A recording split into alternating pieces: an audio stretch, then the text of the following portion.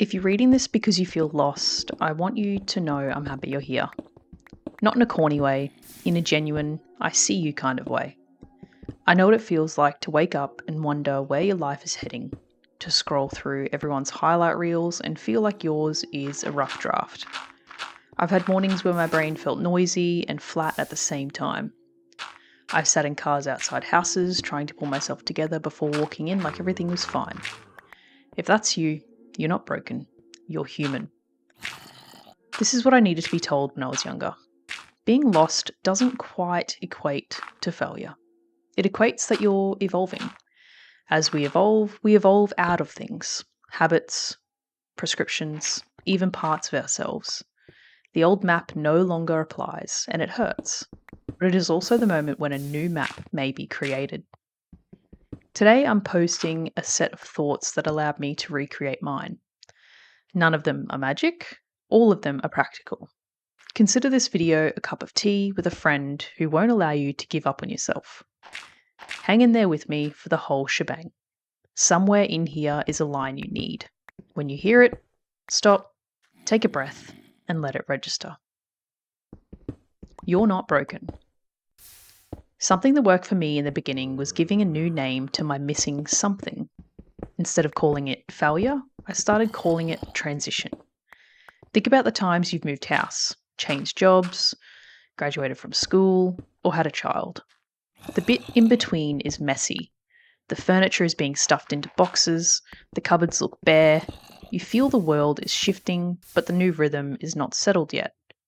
That gap is not your collapse. It's the space your destiny has been needing. When you get lost, your threat response turns on. Everything is boisterous. Every choice seems like it could ruin everything. So you don't move. Here's the trick that got me moving. Make your next step tiny. Not the 5-year plan, not the resurrection of your personality, just one plain thing that goes in one direction you have some regard for. Send one message, take one drink of water, walk around the block with your phone turned off, hang out your clothes for the next day. You're not trying to remodel your life in an afternoon, you are reteaching your brain what progress tastes like. Hear this. You don't have to be cured, you have to be held. And if you think you don't deserve to be held, that is when you most need to be held. Slow is still progress. In a moment world, patience is weakness. It isn't. Patience is the best option you can take when your confidence is shaken. Good things are worth waiting for because good things require depth. Skill, trust, love, health, purpose, none of those happen overnight. If a plant grows too quickly, it's usually all leaves and no roots. We don't want that. I used to believe my goals were stuck or running. I wasn't running ahead, I believed I was falling behind. And then I started gouging progress in seasons. Every season has a job. One is planting, one is watering, one is pruning, one is harvest.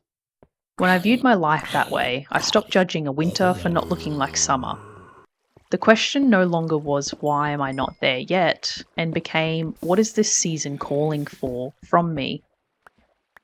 Some seasons call for reps and routine, some call for rest and contemplation. Both are important. If your life right now is like crawling, then that is still movement. Crawling brought us all to the ability to walk once. So pick a speed that you can maintain. Make a plan that you can actually keep on a tired Tuesday.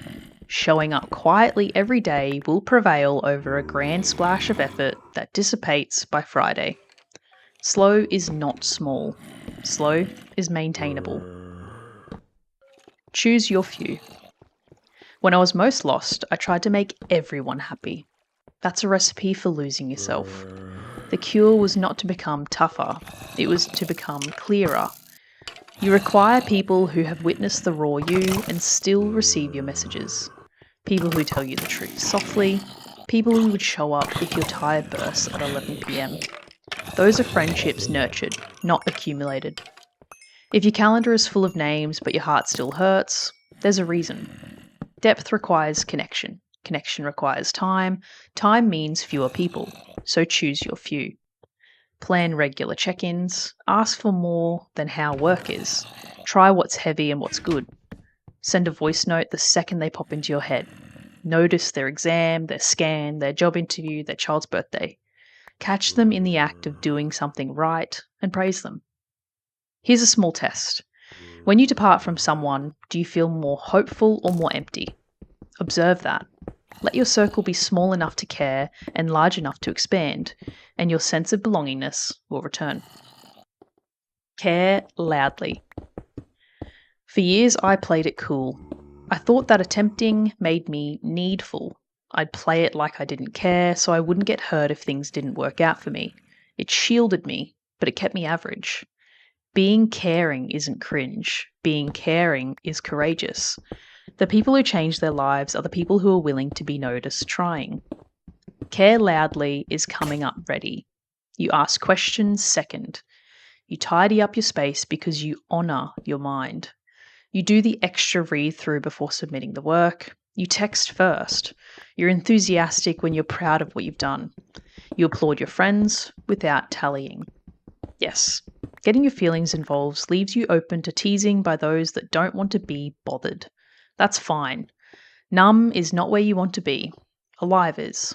When you choose to care, your job improves, the people around you become more profound, and your days receive colour restored to them. If you're lost right now, pick one corner of your life and care about that like it matters. Notice how that begins to change the way you move in the rest of your life. Be yourself, not who others think you should be. It's hard to be at ease in your own skin when you're playing a role selected by people you don't know. Every time I attempted to blend in with a crowd, I lost sight of what I liked. I hid away hobbies because they didn't seem cool. I committed to things I didn't desire to do. I altered opinions in the moment based on whom I was standing alongside. It was effective at the time. It paid later.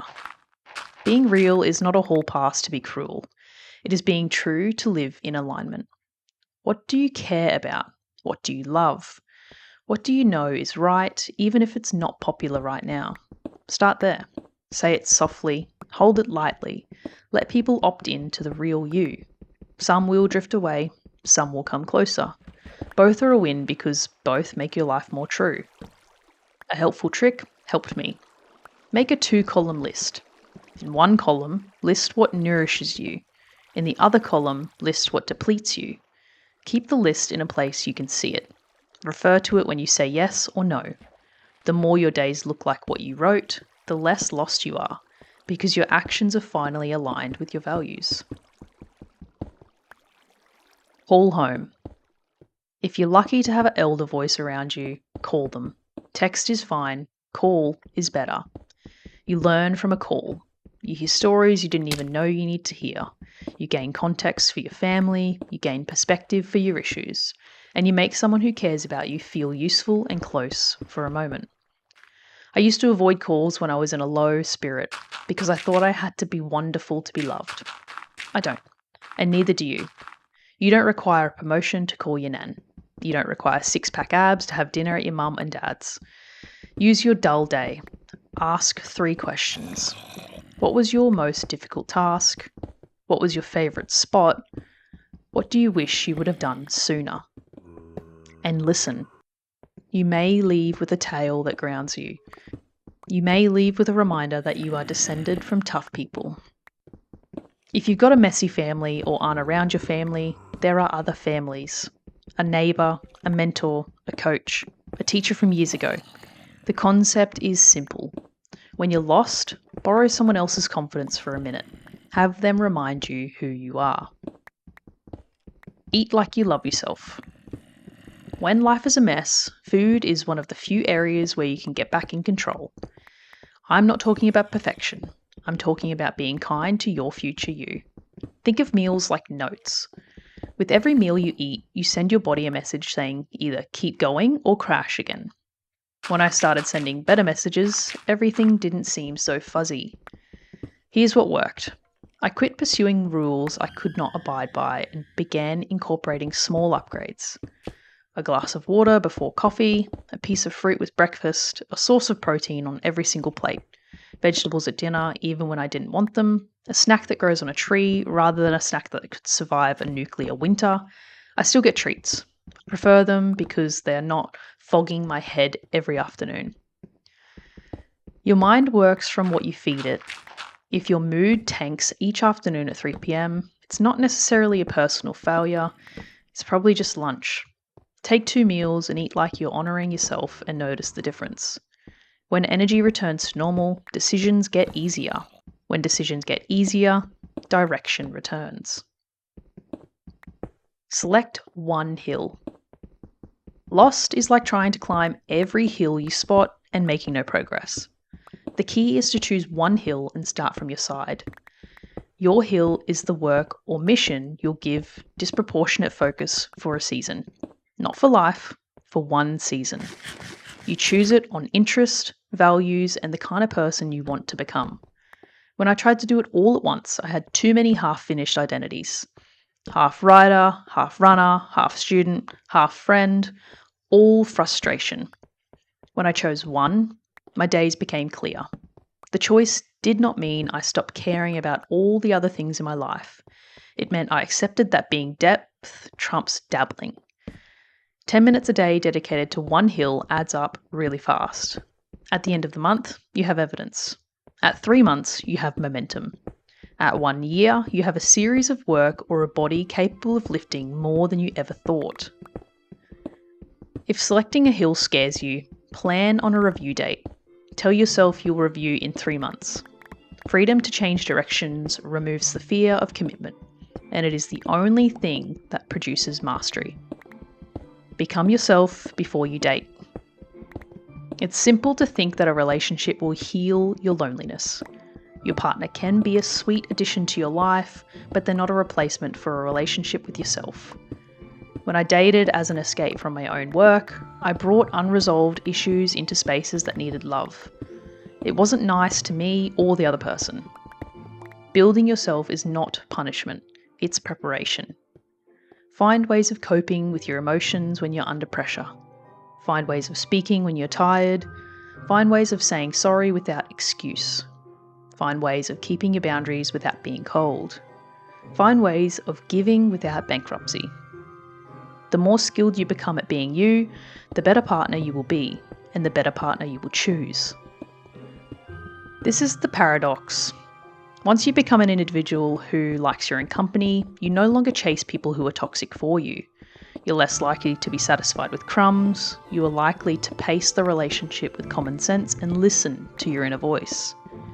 Whether you're single or partnered, becoming whole on your own is one of the greatest acts of love that you can do. Unplug to feel alive. If you feel numb, consider your screen time. I judge not. The world on our phones is calibrated to ask for as much attention as you will give it. The hours fly by and you feel overwhelmed and strangely bored. When I decreased the noise, the colour returned. Start small. No phone for the first half hour of your day. Leave it charging on a charger in another room at night. Turn off unnecessary notifications. Put your most distracting apps on a folder or off the home screen. When you're waiting in line, be aware.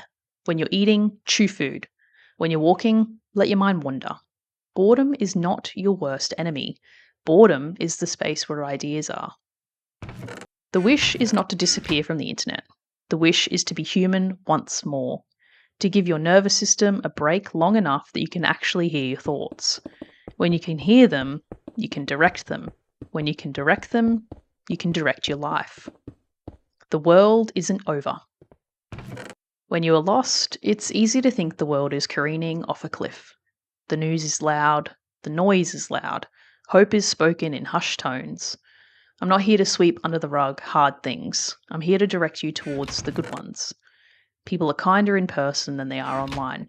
Neighbourhoods still rally together to make meals for families they barely know. Teachers continue to hang around to support struggling kids. Friends continue to drive around town at midnight with jumper cables. Hope is not unrealistic. Hope is a discipline. It's a decision to look for evidence that life is still worth building. I started keeping a wins list. Not monumental victories, Just small evidence. The barista got my name right, I finished a workout I didn't feel like starting, a stranger opened a door for me and meant it. A friend sent a photo of a child's big smile. It is little, but little is where courage starts. When the world feels too much, revisit your list. Tell yourself that good things still happen, and you can be a part of them. You are not behind an imaginary schedule. You are moving. Your job is to take the next faithful step and let the future catch up with you somewhere. Keep walking. If you've stuck with me to the finish, thank you. I hope somewhere along the way you discover the sentence you were looking for. Maybe it was permission not to rush, maybe it was a reminder to call home, maybe it was the encouragement to pick one hill and start climbing. Whatever it was, take it with you into tomorrow. Lost is not the end of your story. Point where the character learns to read a new map. Your old map led you here. Enjoy it. Then draw the next one. Choose your few, treasure them well, nourish as if you love yourself, unplug long enough to hear your own voice, build who you're becoming, and let the right ones find you along the way. Here is your action step in practice. Before you shut this, grab 3 things.